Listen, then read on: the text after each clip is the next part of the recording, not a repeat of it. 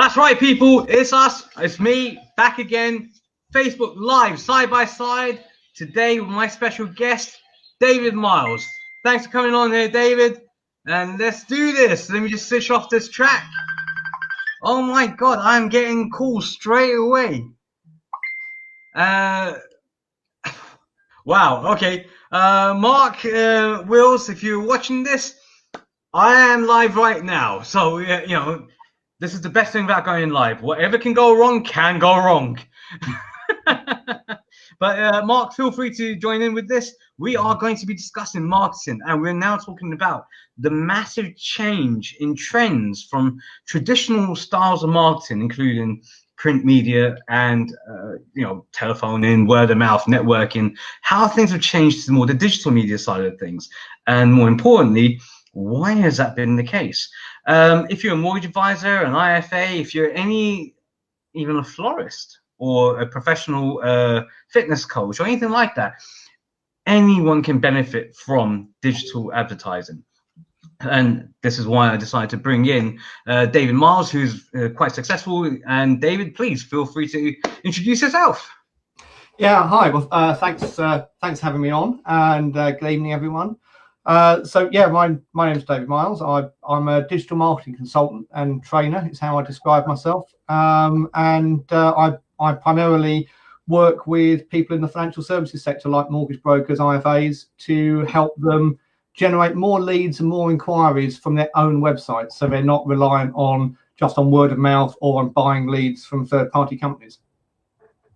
Okay, and also, guys, while you're watching this, if you have any questions that you would like to ask, feel free to ask anything. David is here to answer anything to do with your marketing inquiries, especially in the world of areas like Facebook ads, Google ads, and why are they seem to be the leading marketing trends out there compared to some of the other platforms like LinkedIn, Instagram, even though it's the fastest growing one, and Pinterest, which is another one which is coming up. And why is Facebook and Google ads the more dominant ones?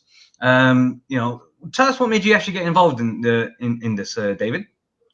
Well, many years ago, back 2003, 2004, I ended up being the joint owner of a firm of IFAs and mortgage brokers, which is a very long story. I won't bore you with that bit. But when I got involved in that business, obviously at that time, 2003, it's when take up of broadband was just starting to happen. The internet was becoming far more widely available in everyone's home, and the business at that point was reliant on the kind of things you talked about before, like print advertising in particular.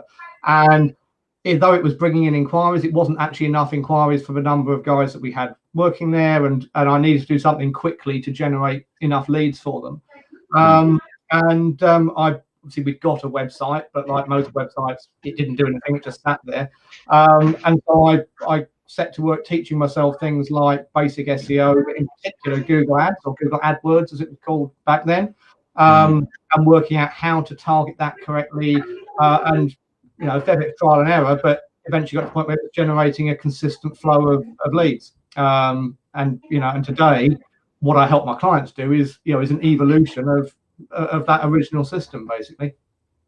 It's interesting you talked about the Google AdWords and evolving into Google Ads. Google itself has changed many of its aspects, especially going more towards mobile first, in terms of how people are viewed very quickly.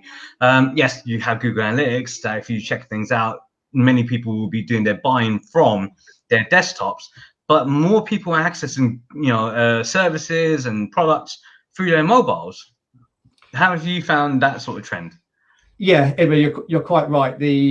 It's now obviously at the point where well over half of visits on most websites come from mobile. I think you're right in saying at the moment the purchases or the conversions are still skewed towards desktop. But what that hides is the fact that very often before that purchase or inquiry has happened on a desktop, there will have been one or more visits to the website on mobile. Yeah. So it's very often the mobile that creates that first contact and that first awareness, and then is followed up by desktop. In fact, I remember a couple of years ago doing some work for a client who his number of inquiries from his website had dropped off, and he'd recently paused all his Google ads on his on mobile devices because he looked at analytics, it wasn't generating any conversions. But once he stopped them, he got less conversions from his desktop traffic, because obviously he wasn't feeding that funnel anymore of people who first of all found him on mobile, looked but didn't convert, and then came back later on desktop. So that's what people need to remember. The headline numbers.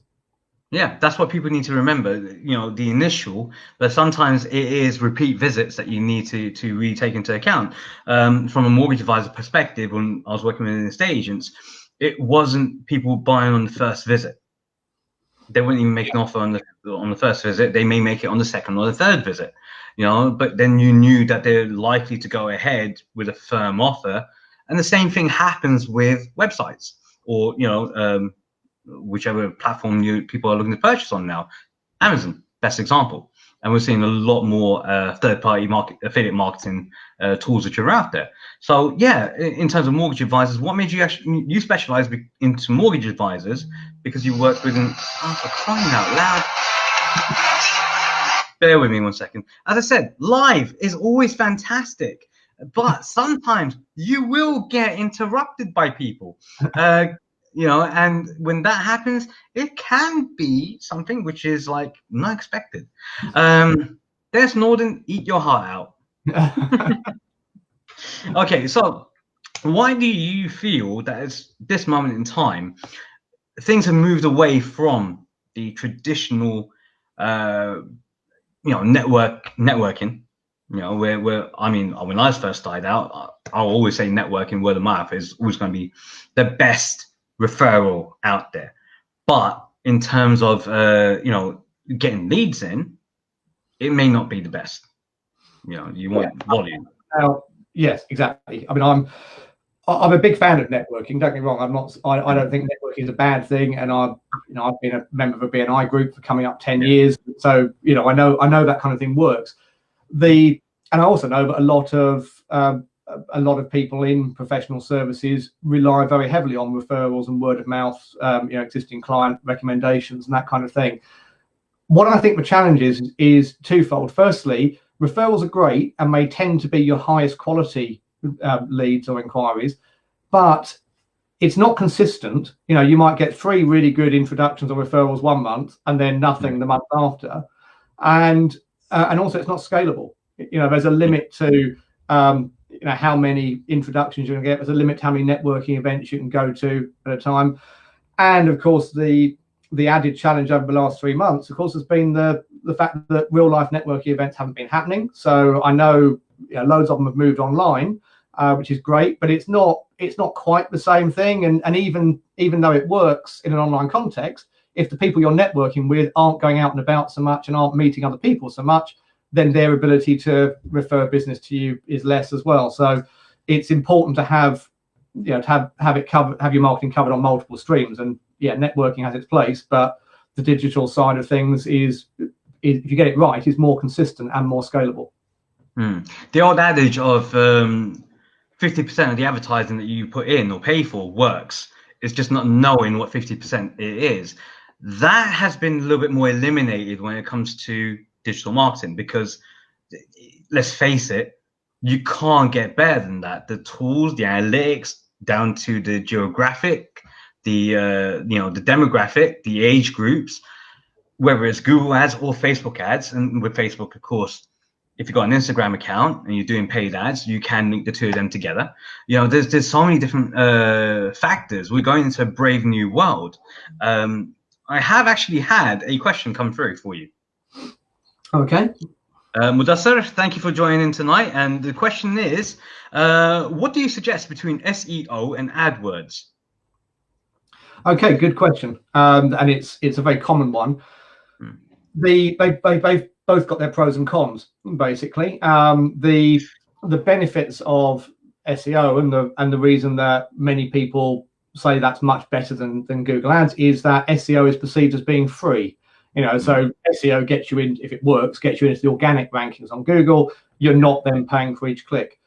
But of course, it's not really free. I always liken it to something like the NHS. It's free at the point of use, but it's only there because people have paid their taxes beforehand. And with SEO, yeah, it's free for each click, but you'll have had to have put a lot of time and effort, or paid someone else to put in a lot of time and effort beforehand in order to get those rankings. And you know, even if you're really, really good at doing SEO, it's going to take 3 to 6 months before you start seeing real results from it. And for most small businesses, they can't afford to wait that long for the return on their investment. So the flip side is, with Google Ads, you can get to the top of Google within a matter of hours.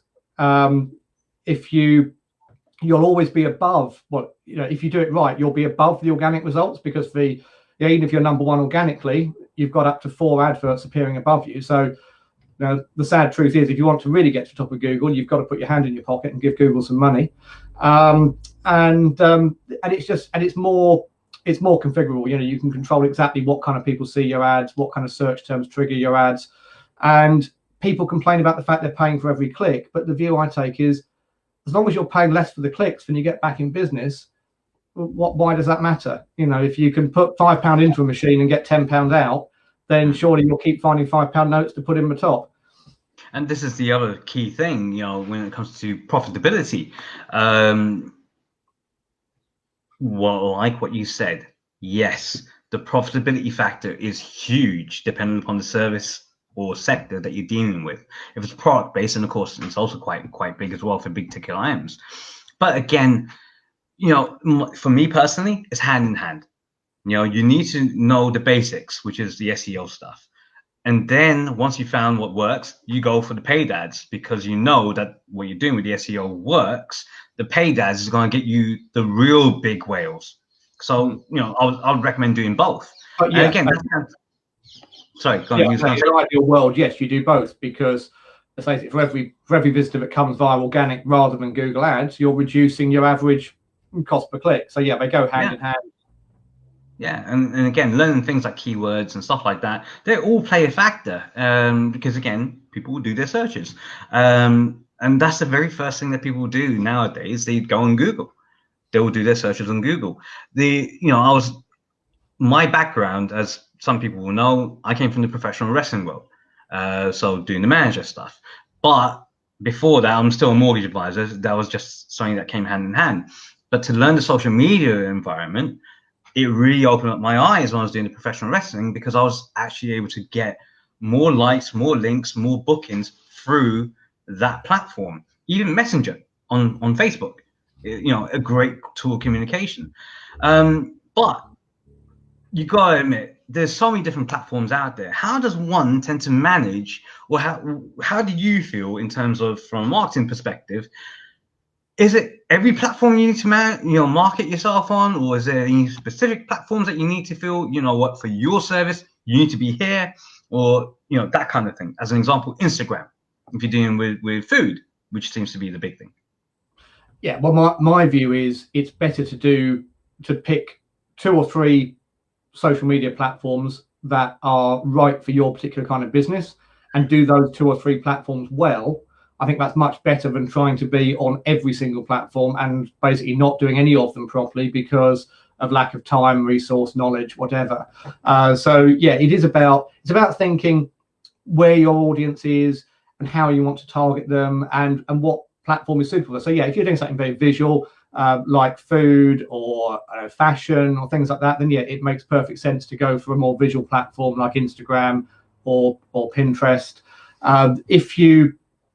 If you're offering more of a, you know, something that doesn't suit so much those platforms, then it's a case of thinking, well, am I going to go, say, for Facebook or for LinkedIn? And an example of how you would decide between those two is, what do you know about the kind of people that you're trying to target? So before you do any kind of digital marketing, actually, you should work out who is your ideal customer. Define your ideal customer persona or your customer avatar, and I get people to do that exercise before they start spending any money on digital advertising. But so if you've come up with that, it depends what you know about your persona. So if you know that lots of things about your persona to do with their hobbies and their interests, for example, then it makes more sense to advertise on Facebook, because on Facebook knows a lot about what people do in their spare time.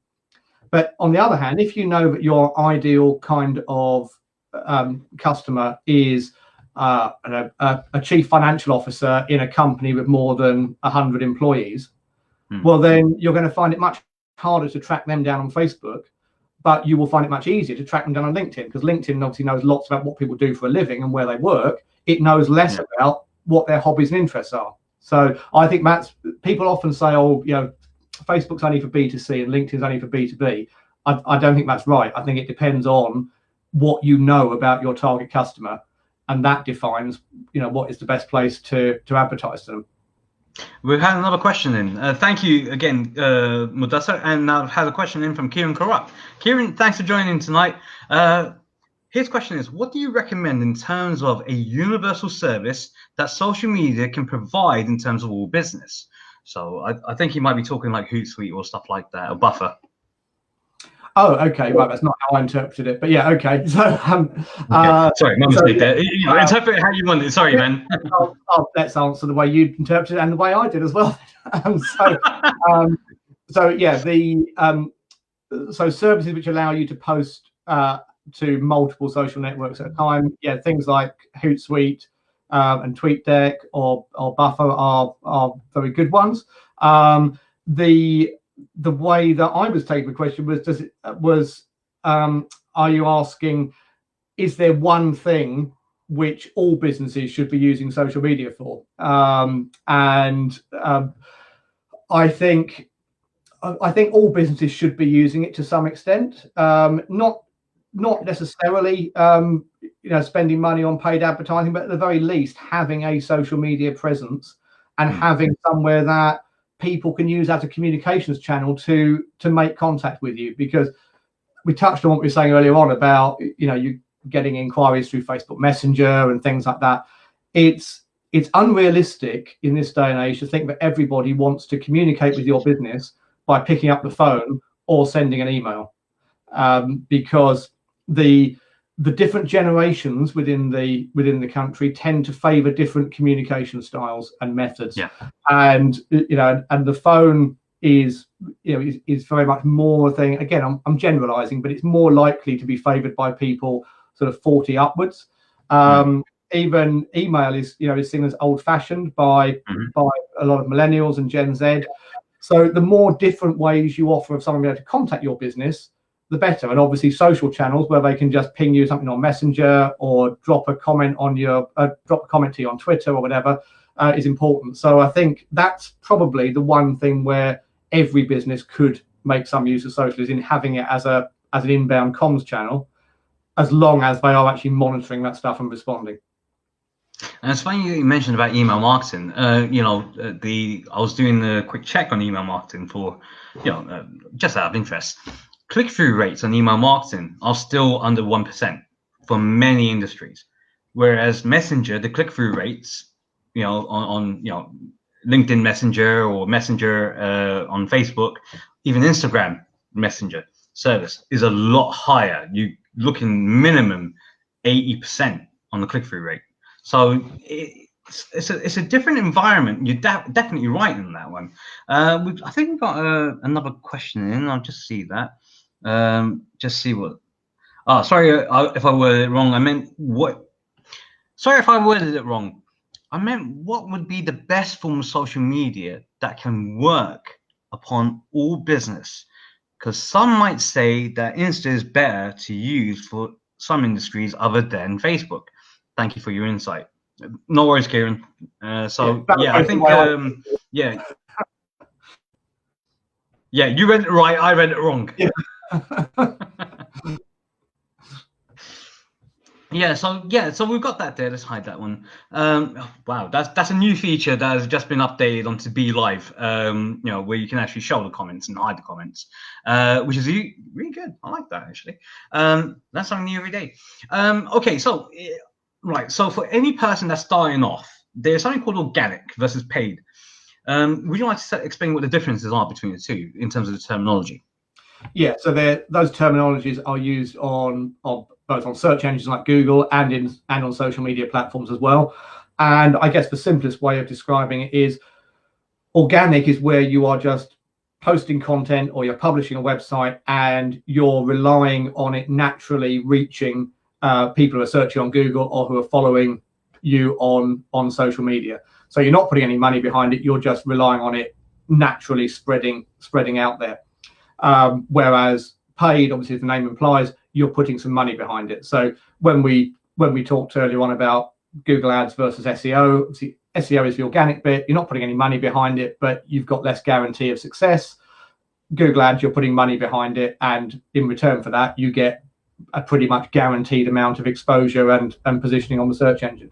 And it's the same on social media platforms as well. If there are still people who think that if they post something on their Facebook page or put an update out on LinkedIn, that all of their followers, all of their fans will automatically see it. And the reality is they won't. Facebook and LinkedIn will show stuff to people depending on what stuff they've shown an interest in before, how popular your post or your LinkedIn article is, to begin with. So basically, the more engagement something gets, the wider its reach. The wider its reach will go, and it makes commercial sense, because if you're Facebook or if you're LinkedIn, are you going to want to show people stuff where you don't earn any money from it, or are you going to want to show them ads where you earn when someone clicks on it or sees it? So that is the difference. If you want to really get reach on those platforms, you do need to put some money behind it. And sometimes it doesn't have to be as costly. This is the big thing. Again, I'm not putting words in anyone's mouth, but have a chat. Again, what is it that you're looking for? And it may not be as costly as you think it is. I've got a question again from Mark Willis. Mark, thanks for joining in. I know you called me beforehand. It's okay. We got the chance now. He mentions, let's put it here. I had somebody do some FB marketing for me, and I got likes but no engagements. What do likes do for my profile? Do they attract more traffic? So this follows on quite nicely from what I was just starting to talk about just now. If you've got likes on your Facebook page as a whole, then that increases the potential number of people who can see the stuff you post on your page. Doesn't guarantee they'll all see it, but it gives you a wider pool of people. It also, I think, as well, and this is one of those unmeasurable things, if someone looks at your Facebook page and sees that you've got 10,000 likes as opposed to 5, there's an element of social proof there that your business must be doing something right if that many people have liked the Facebook page, even though it's only a small level of commitment on their part. In terms of individual posts and things, likes they are a signal to Facebook and LinkedIn, etc., that content is of interest to people, so it increases the chance of more people seeing it. But I would, in terms of the way this question is worded, I would be wary about paying for a marketing service where the only KPI, the only key performance indicator you're measuring is number of likes, because there are much more tangible things you can measure, like website visits or ultimately conversions in terms of leads generated or purchases generated. And their likes can often become a kind of vanity metric where I could have 1 million people like me, but if none of them ever bought from me, then I wouldn't have a great business. Whereas if I had 50 people like me, all of whom bought from me every month, then I know which I'd rather have. And it's a good way of putting it, because it's a change of mindset. And a lot of people, unfortunately, are still caught in that same mindset of likes is popularity. But if you're doing it for business, you want to make sure that it is engagement. Very few people, because they're going to be dedicated customers. That's what you want. So like I said before, from a mortgage advisor perspective, I'm more than happy to have 3 or 4 people liking a post, because I know those 3 or 4 people are going to be customers, or they're going to be people who are going to need my help. Whereas, if I got 200 likes, but no one's going to be buying from me, well, yeah, great, fantastic. And that's the vanity side, that's made me feel very happy. But, I'm already good looking as it is, so I'm okay with that.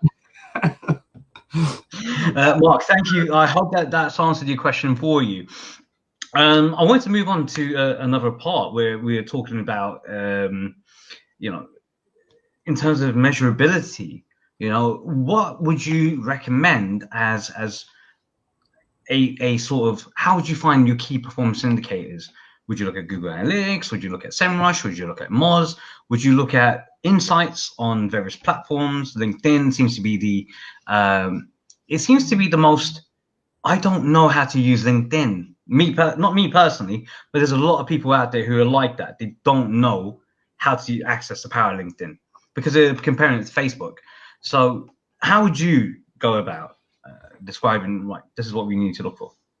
Okay, well, in terms of measuring KPIs, I think in the majority of cases you can't go far wrong with Google Analytics. Really, it's for anyone who doesn't know, Google Analytics is something that it's a free service from Google. You connect it to your website, and it measures all kinds of things, everything from how many people visit your website each day, through to how did they find you. Was it through a paid ad? Was it through a search engine?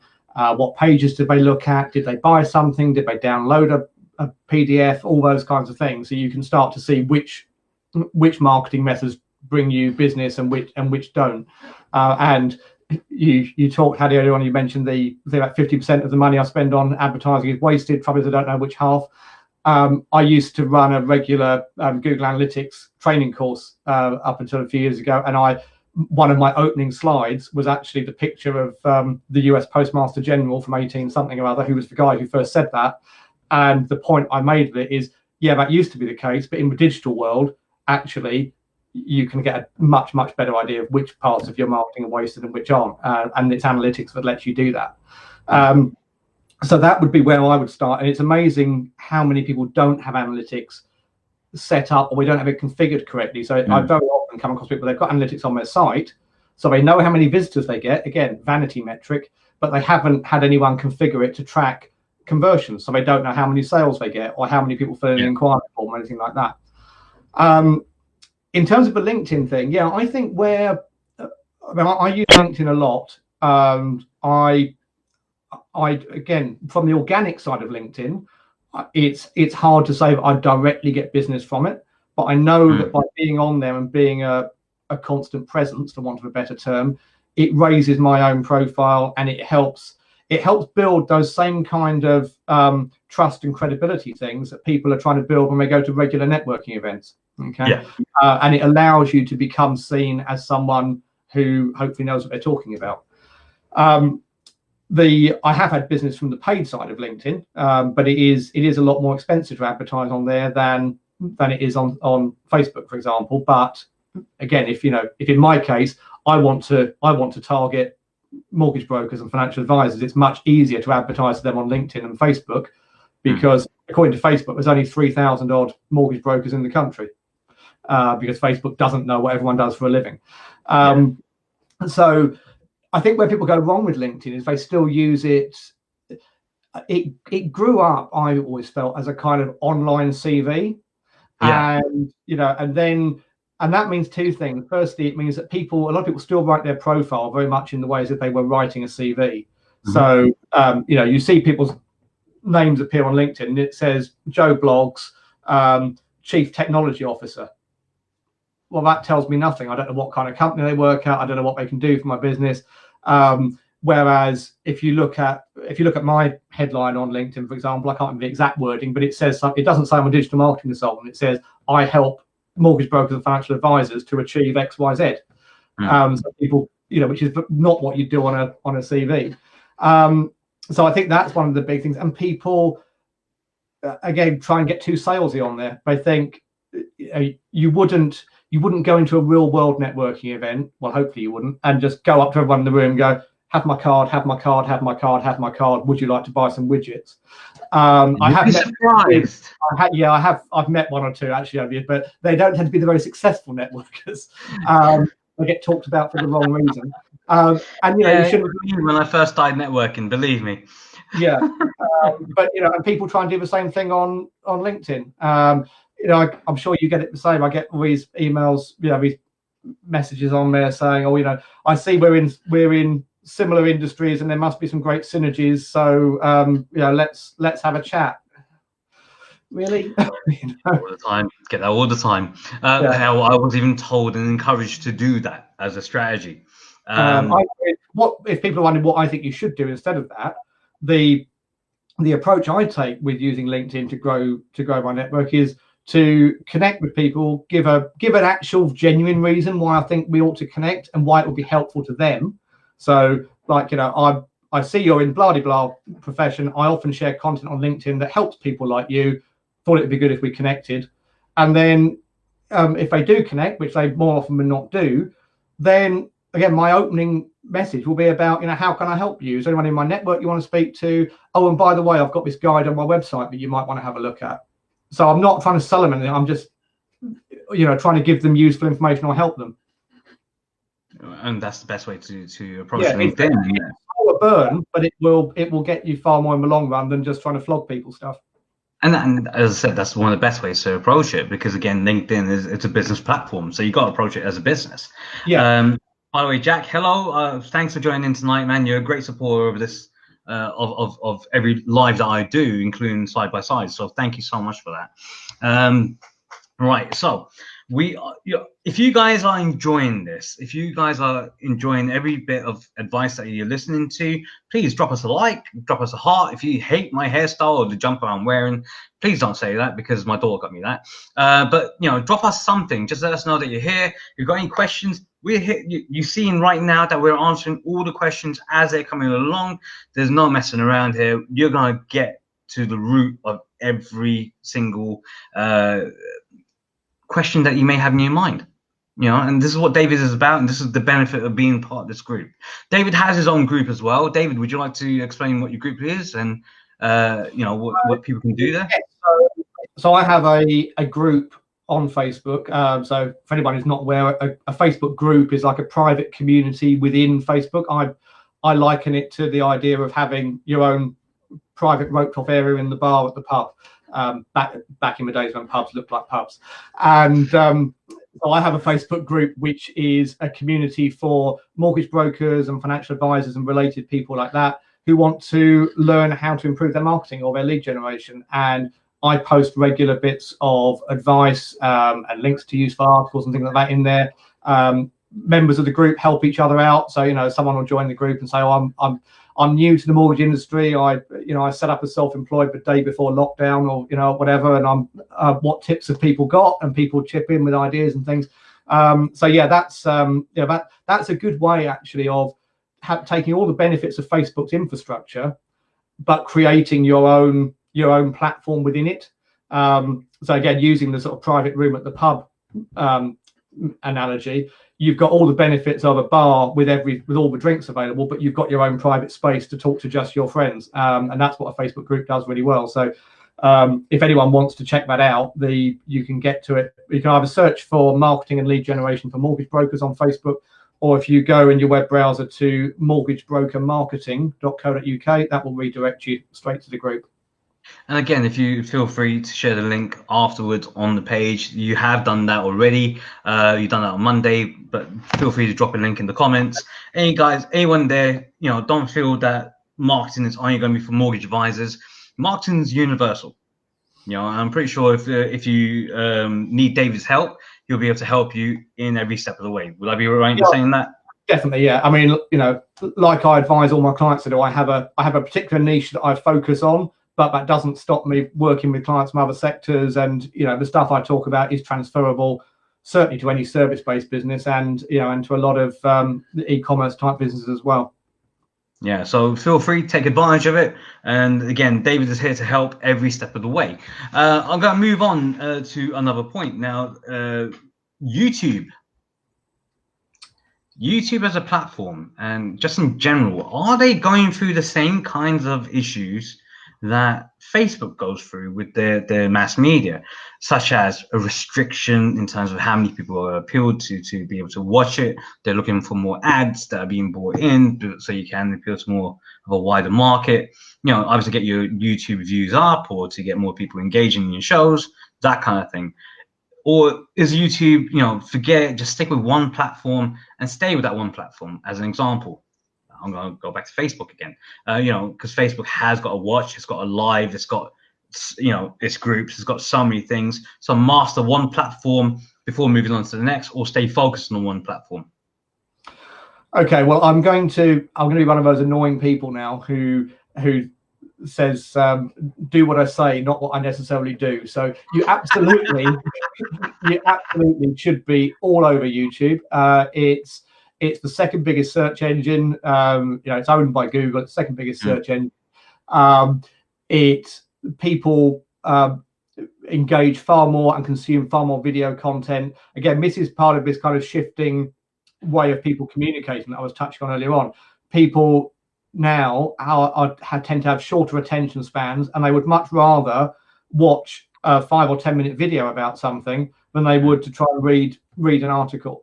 So yeah, you should be on YouTube. I am to an extent, but I'm not on there but anywhere near as much as I should be. And like all these things, personally, I find it much easier to write a 1,500 word blog article than I do to create a 3-minute video. But maybe that's something to do with the era I grew up in or whatever. When I was at school, we wrote essays, but we didn't make videos. So but what I'm trying to do, and this is a tip I would recommend other people try and do as well, is whenever you create a piece of content, whether you start with the video piece or you start with the written piece, is repurpose it in as many different ways as you can. So for example, what I try and do now is if I write a blog post, I'll then take that, edit it a bit to make it more suitable for video, stick it on an auto cue, and record it as a face to camera piece. And actually, once you get into the swing of that, it doesn't add that much time to the whole process. But it's about trying to make the process as simple and as streamlined as possible. And personally, I find that to do it that way, you can then do it in one take rather than just talk to camera without any kind of prompt. And then, of course, you have the video is made quicker, but you have to spend longer in the editing. And again, these are all useful tips and traits to learn, for the individual.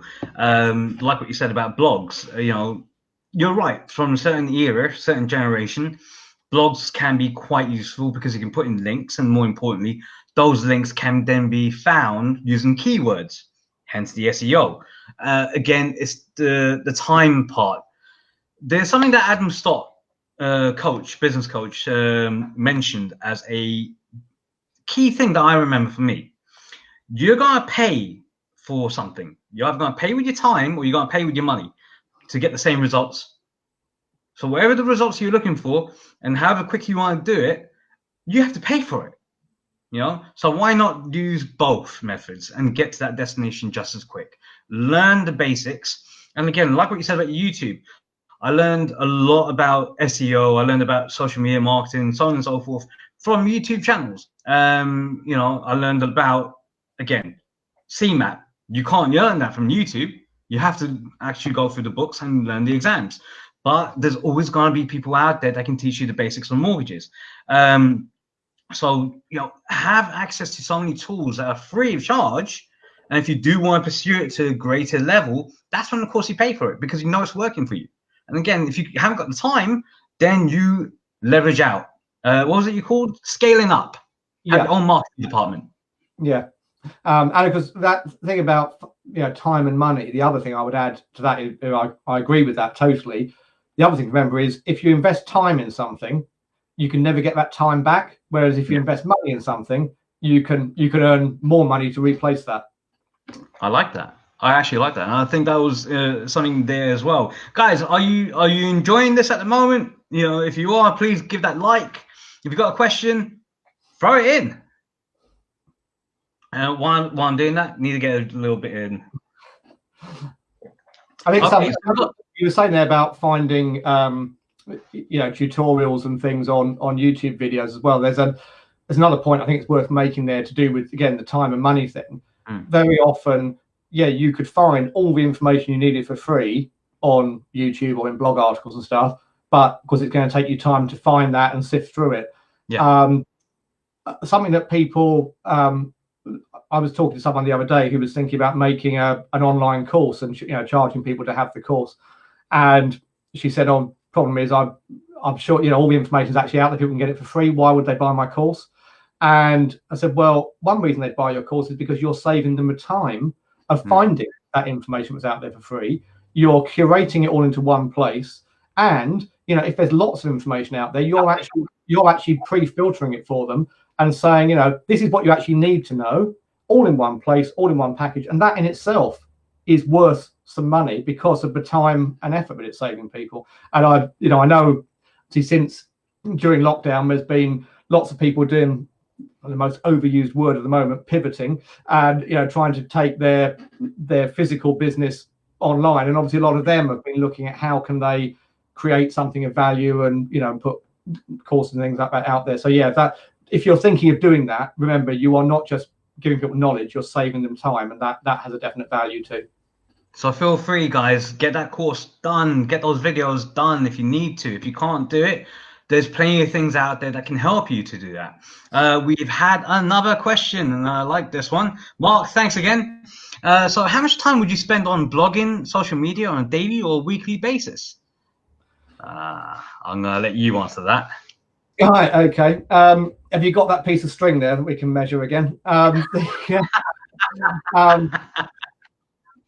think in an ideal world, someone would be producing some piece of content, whether that's a short thing on a social media platform or a blog article, doing something every day. Now, I know that in reality, that's not going to be achievable for a lot of people, just because they are small businesses or even one-person businesses, and they just don't have the time. And you get caught in that classic small business or sole trader thing of you're either quiet and doing your marketing, but then you get busy because of your marketing, so then you have to stop marketing because you're busy doing the work, and you get into that constant sort of seesaw thing. So I do appreciate it's difficult, but again, this is where you can actually, without spending huge amounts of money, you can outsource bits of this and get things. So if you're not brilliant at writing stuff, then get a writer to do some of the stuff for you. Even if they do 80% of the work, and then you have to go through and edit it and change things, add bits in, that's for a lot of people much easier than staring at a blank piece of paper or a blank screen and having to start the whole thing from scratch. If you do write a long article, think about how you can take little extracts from it and use those as posts on Facebook or tweets or whatever over the next X number of days.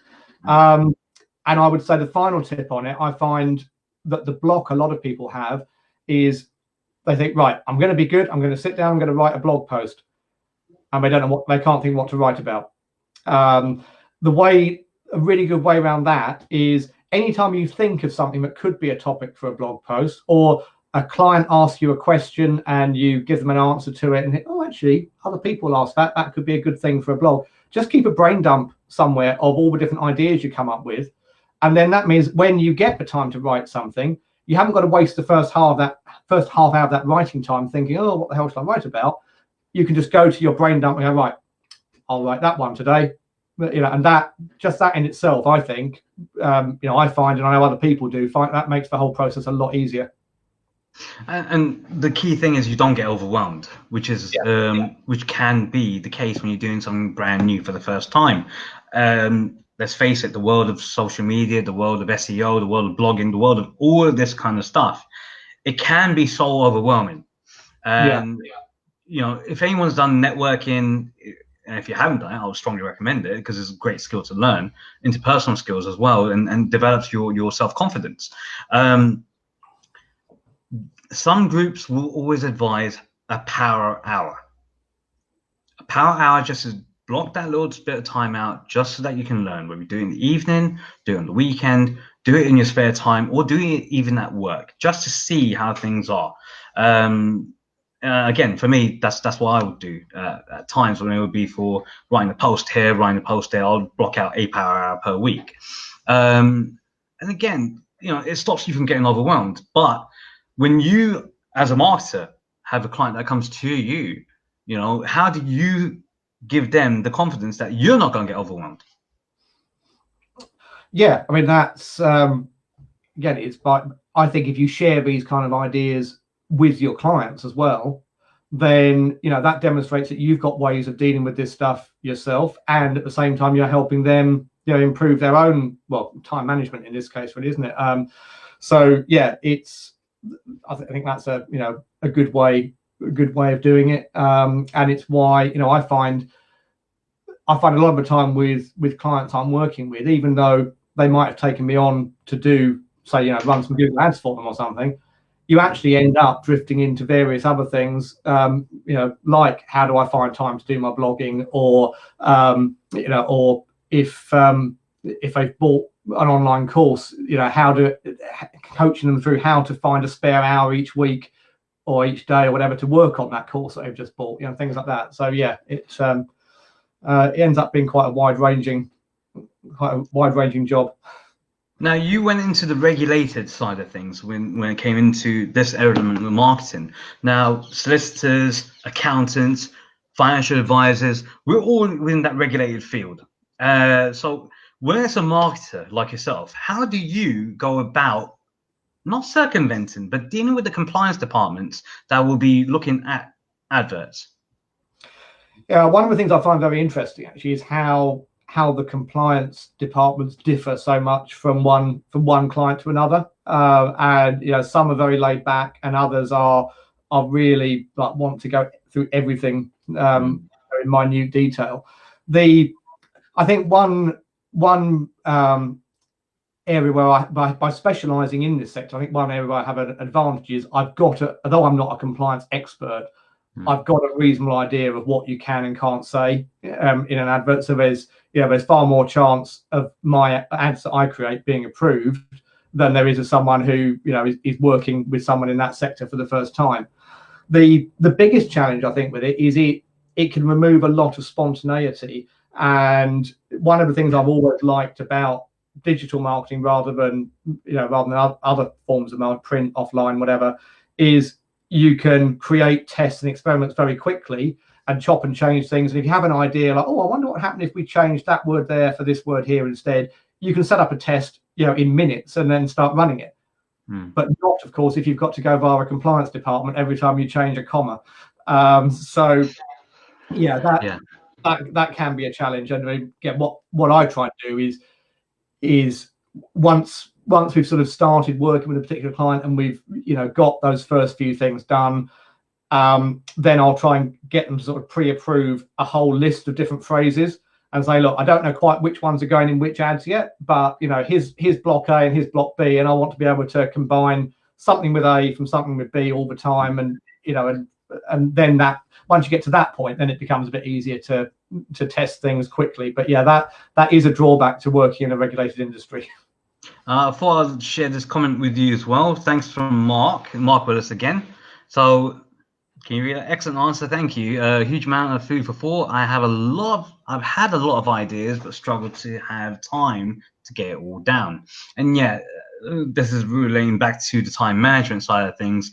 In the beginning, I think you're going to agree with this, David. In the beginning, when you learn something brand new, it's going to take a lot more time. Even if you're going to be pushing it out to a third party that's going to do the marketing for you, because it's something brand new, it's going to have a lot of time. You need to learn the basics of it. But once you've got the basics down, then the time speeds up, and what will happen is everything else just fits into place. It's that Kolb circle. The more time you spend on something, the more competent you become at it. It becomes second nature. So have no fear. If you don't make a start, nothing will get done. Everything starts with not with a thought, but with putting the pen down to paper. It's the action. That's when things start kicking off. And don't feel. I think I'd add to that, but don't feel that everything has to be perfect. Yes. It's better to get. I mean, take video for example. It's better to get your first YouTube video out there, and it might only be 80% as good as the one that you're doing a year's time. But if you don't get that first one out there, you'll never get to those really good ones in a year's time.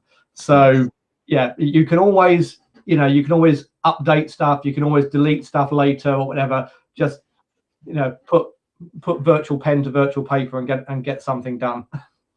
Thankfully, the people who are in this group are they are overachievers, very successful, and in their relevant fields. So I'm very, very proud to have people like that in this group.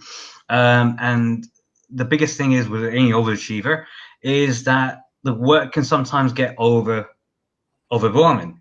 because you put so much effort into it. So again, it's about the balancing. So this is why we have these sort of Facebook Live side-by-sides with people who are within this field that can give their tips and techniques. And of course, if you need any further help, David is here. He's part of this group. He's here to give you a helping hand. Feel free to ask a question at any point. This is the added benefit of being a part of this group. So, thank you, David, for doing this. Right, so do we have any more questions? If we do, we've got another 10 more minutes, guys. I'm hoping that you've all been enjoying this.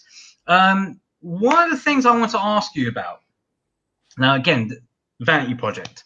So for me, I've done Facebook ads originally to elevate my tycoon status, which is a pro wrestling character. And worldwide, I've got many fans now, thankfully.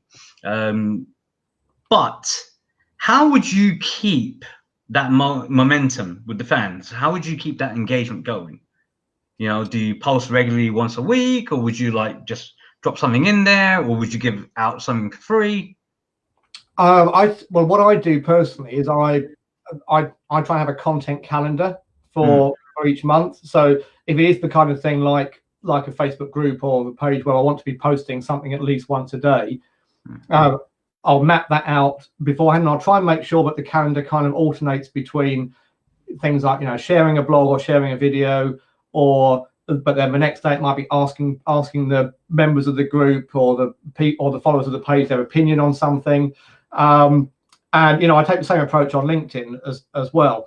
I try and post on LinkedIn twice a week as a minimum, and again try and sort of have a calendar of which ones are going to be informational posts, which ones are going to be asking people's opinions on things, or sharing a newspaper article and saying, saw this in the paper, quite an interesting point of view, what do you reckon?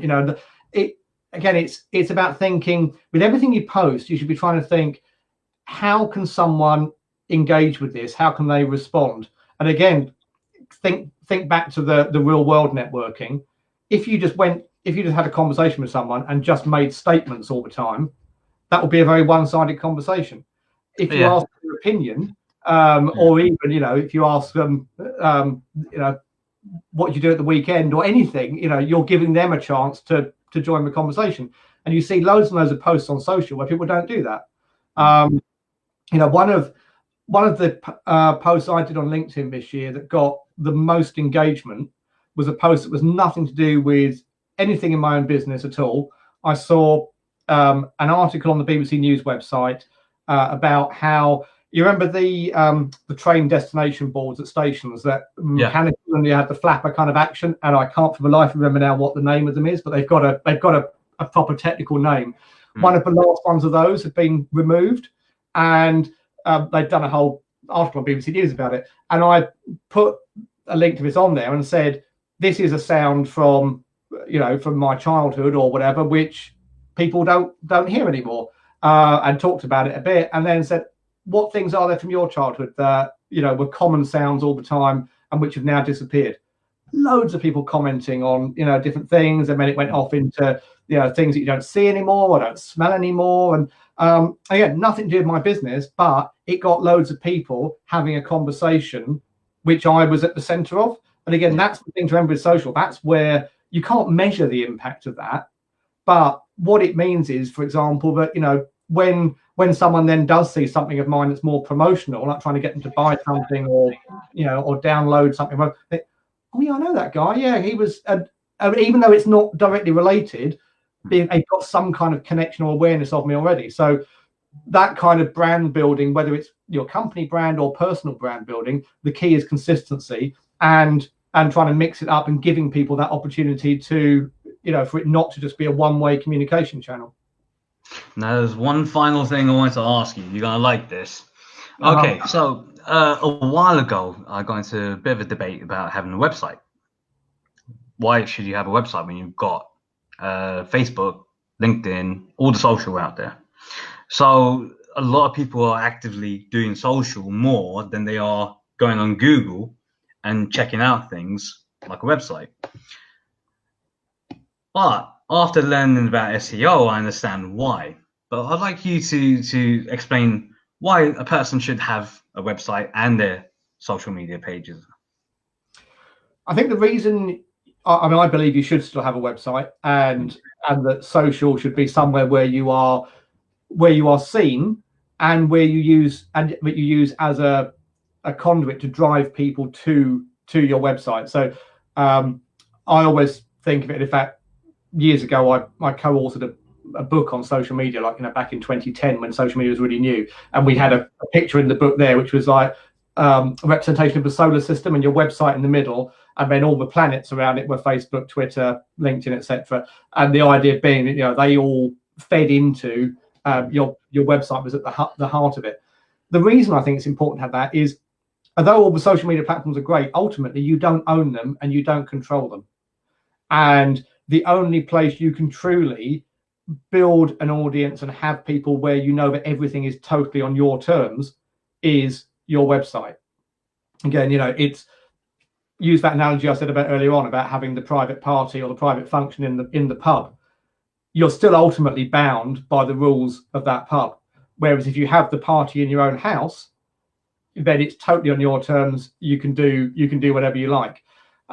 So I think it is important to have people there. And my approach with social media is, I want to get people as quickly as possible. Once I've engaged with them on social media, I want to get them to my website, because then they can actually see stuff that is 100% mine, and I can get them into my own ecosystem, as it were. They can pick up my Facebook pixels, they can be retargeted to and stuff. They can download guides of mine and get on my mailing list. And I mean, you mentioned email earlier on. It's email marketing. Yeah, the open rates are lower, but the stats, it's something like the Direct Marketing Association have got a survey they did quite recently where they said for every £1 that a business spends on email marketing, they get just over £32 back. That's not bad. That's actually really good. That is a high return on investment. So, I use social as a way to get people to my site, get them to download something of value from my site, and sign up for email updates, because then I've got them in a system where I'm in control, and they're only hearing from me. They're not hearing from me plus the other however many million people are on Facebook and LinkedIn. So this is what, and that is actually called creating a digital asset. Yeah, because you've got something that you own. That is your email list. And again, if you have the right policies in place, and there's a lot of platforms out there that will help with GDPR, that will help with privacy notices, which you can collect and then repurpose them for marketing out. Yeah, it's brilliant to have the website there so that you can still attract people for that purpose. Like what we said. In fact, I mean, if people are interested in that, I did a blog post on my website recently about sort of comparing 6 of the best email marketing systems and talking about how you would use them, and that kind of thing. So, because it is something. Still number 1, or is it MailerLite? My top recommendation, but spoiler alert, is Active Campaign. Oh, okay, that's good. That's good to know. It's the one I use myself, and I think the top 2 for proper kind of email automation rather than just sending out a newsletter once a month. I think Active Campaign or ConvertKit are the 2 best. And just to finish this off as well, before we go, all of this, podcasts, interviews like this, blogs, everything plays a factor in driving traffic to you. Because when people do a search, where's the first place that you guys do a search? You go Google. Very rarely would you go on Facebook or LinkedIn or anything like that. LinkedIn, you're looking socially, but you're not actively searching. It's search engine pages. Yahoo, another one. It used to be Excite many years ago, but they died.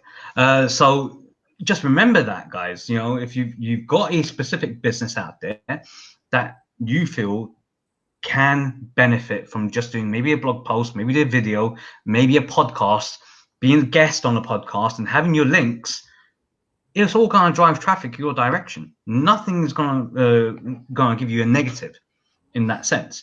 So leading on to that, David, what are your links? How can people contact you? There's loads. I would say if you want me to pick just one, I would say on the website, I've got lots of different free guides that people can download. They cover things like how to get started with Google Ads, how to use Facebook ads. There's also some guides specific to mortgage brokers and financial advisors, but other people can probably benefit from them as well. So if you go to theppcmachine.co.uk/free, as in doesn't cost anything, then that will take you straight to that page. There's also some other things that there are some paid for products on other pages like books and courses and things like that, but there's loads of stuff on the free resources page. As you've already said, I'm happy to take, people can put questions in the comments. I'm a member of the group, so you can fire stuff at me there. You can come over to my group and fire questions at me there. Just track me down and ask me stuff. And again, people won't watch this straight away. They'll watch on the replay. So if you're watching this on the replay, have no fear. Last week, Mark Willis, he had a question given to him. It was on the replay, and we managed to answer that as well. So this is where we work hand in hand. And thank you, David, for taking your time out to be here today. But before we go, great side by side. I think a lot of things have been demystified. Very thankful. Thank you. And that came from Mark again. Oh, we like Mark. Yeah, and also we had one from Jack as well, Jack Tomlin, which was thanks for the good questions. So yeah, no worries, Jack. This is what we're here to do. We're here to help you guys. Feel free, guys. Fire anything at David. Anything. He's here to answer those questions for you. Tomorrow. Yeah, that too. Yes. Keep it focused. Right. Tomorrow, I will be doing my Facebook Live on immigration and mortgages. And right now, there's going to be a lot of questions about it, especially as we're now outside of the EU. So feel free, throwing those questions. If you're concerned about, people being spouses who come from outside the EU, there's good things which are taking place at the moment within the mortgage market. So don't worry, guys. I'm here to answer those questions. Tune in tomorrow at 7 p.m. And David, thanks again. Guys, have a wonderful evening. Take care of yourselves. Bye. Thanks. Bye-bye.